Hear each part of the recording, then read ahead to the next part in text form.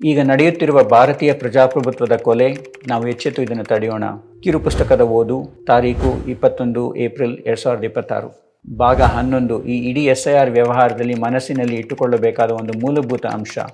ಈ ಇಡೀ SIR ವ್ಯವಹಾರದಲ್ಲಿ ಇನ್ನೊಂದು ನಾವು ಮನಸ್ಸಿನಲ್ಲಿ ಇಟ್ಕೋಬೇಕಾದ ಒಂದು ಮೂಲಭೂತ ಅಂಶ. 18 ವರ್ಷ ಮೇಲ್ಪಟ್ಟ ಸಾಮಾನ್ಯವಾಗಿ ಭಾರತದಲ್ಲಿ ವಾಸಿಸುತ್ತಿರುವ ತಾನು ಭಾರತೀಯ ಎಂದು ಪ್ರತಿಪಾದಿಸುವ ಒಬ್ಬ ವ್ಯಕ್ತಿಯು ಈಗಾಗಲೇ ಮತದಾರನಾಗಿದ್ದರೆ ಅಥವಾ ನಿಯಮಗಳ ಪ್ರಕಾರ ಹೊಸದಾಗಿ ಮತದಾರರಾಗಲು ಅರ್ಹನಾಗಿದ್ದರೆ ಮತ್ತು ಆತ ವಿದೇಶಿ ಪ್ರಜೆ ಎಂದು ಸಾಬೀತು ಆಗಿಲ್ಲದಿದ್ದರೆ ಅಂತಹ ವ್ಯಕ್ತಿಗೆ SIR ಅಡಿಯಲ್ಲಿ ಮತ ಚಲಾವಣೆ ಹಕ್ಕನ್ನು ನಿರಾಕರಿಸಿದರೆ ನಮ್ಮ ದೇಶದಲ್ಲಿ ಅಂತಹ ವ್ಯಕ್ತಿಯ ಸ್ಥಾನಮಾನ ಏನು? ಇಲ್ಲೇ ಹುಟ್ಟಿದ್ದಾನೆ, ಇಲ್ಲೇ ಬೆಳೆದಿದ್ದಾನೆ, ಇಲ್ಲೇ ವಾಸ ಮಾಡ್ತಿದ್ದಾನೆ, ಕೆಲಸ ಮಾಡ್ಕೊಂಡಿದ್ದಾನೆ, ವರ್ಷಾನುಗಟ್ಟಲೆ ದಶಕಗಳಗಟ್ಟಲೆ ವೋಟ್ ಹಾಕ್ಕೊಂಡಿದ್ದಾನೆ. ಈಗ ಆತನ ಮತದಾರರ ಪಟ್ಟಿಯಿಂದ ತೆಗೆದುಹಾಕ್ತೀವಿ. ಆತನ ಸ್ಥಾನಮಾನ ಏನು ಆಗ ಸಮಾಜದಲ್ಲಿ? ಆಗ ಅಂತಹ ವ್ಯಕ್ತಿಯು ಕೂಡ ಒಂದು ಮನುಷ್ಯ ಅಲ್ವಾ?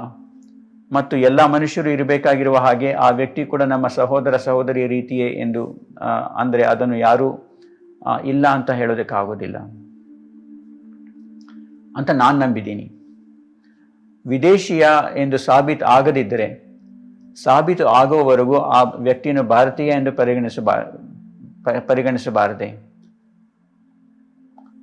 ಹೌದು ಎಂದಾದರೆ ಆ ವ್ಯಕ್ತಿಗೆ ಮತದಾನದ ಹಕ್ಕನ್ನು ನಿರಾಕರಿಸುವುದು ಅವರ ಮಾನವ ಹಕ್ಕುಗಳ ಗಂಭೀರ ಉಲ್ಲಂಘನೆ ಮತ್ತು ಪ್ರಜಾಪ್ರಭುತ್ವದ ಮೂಲಭೂತ ತತ್ವಗಳ ಉಲ್ಲಂಘನೆ ಅಲ್ಲವೇ?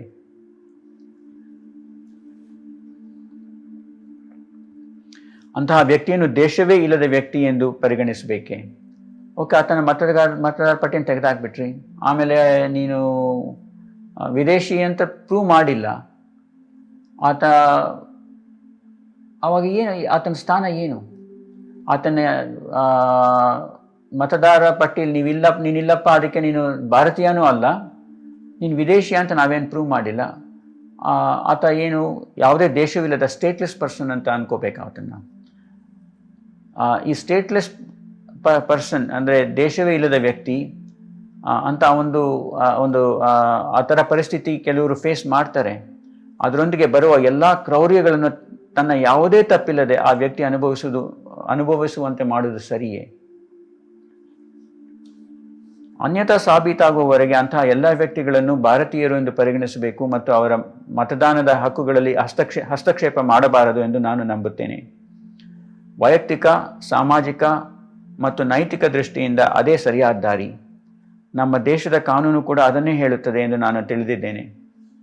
BJP ನಿಯಂತ್ರಿತ ಚುನಾವಣಾ ಆಯೋಗವು ಎಲ್ಲ ನೀತಿಗಳು, ನೈತಿಕತೆ ಮತ್ತು ನಮ್ಮದೇ ಕಾನೂನುಗಳನ್ನು ಉಲ್ಲಂಘಿಸುತ್ತಾ ಇದೆ ಮತ್ತು ನಮ್ಮ ದೇಶದ ಕೋಟ್ಯಾಂತರ ಜನರನ್ನು ಅಪಾರ ದುಃಖ ಮತ್ತು ಸಂಕಟಕ್ಕೆ ದೂಡ್ತಾ ಇದೆ.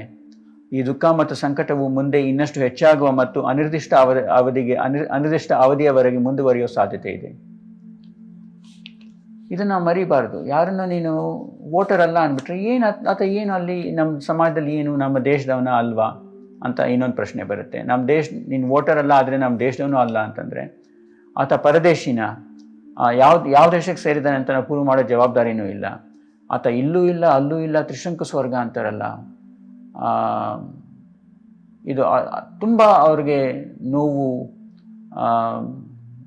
ದುಃಖ ತಲುಪಿಸುವಂಥ ವ್ಯವಸ್ಥೆ ಇದು ತಪ್ಪಿದು.